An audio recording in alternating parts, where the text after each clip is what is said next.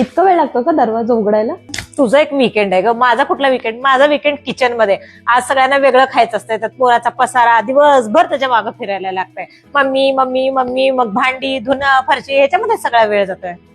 किती भारी ना, मुलासोबत नवऱ्यासोबत हवा तसा टाइम स्पेंड करायला मिळतो हिला. खेळायला मिळतंय, मुलाला पाहिजे ते खाऊ घालायला मिळतंय.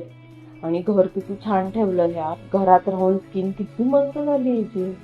वर्कलोड नाही, टेन्शन नाही, का फ्री टाइम मिळतोय. काश माझ्या आयुष्यामध्ये पण हे सुख मला मिळालं. काय झालं? काय विचार करतेस?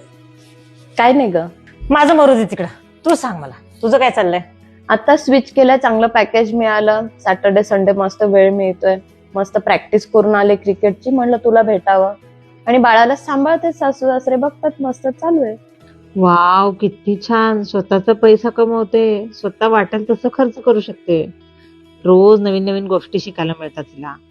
स्वतःला टाइम देता येतो, स्वतःला पाहिजे ती करू शकते ही. ऍटलिस्ट तिच्या शिक्षणाचा उपयोग तरी झाला. काश माझ्या आयुष्यात हे सुख असतं.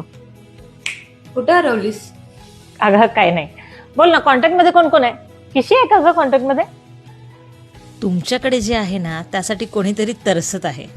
म्हणून जे नाहीये त्यासाठी रडत बसण्यापेक्षा जे आहे ना त्याची किंमत करा.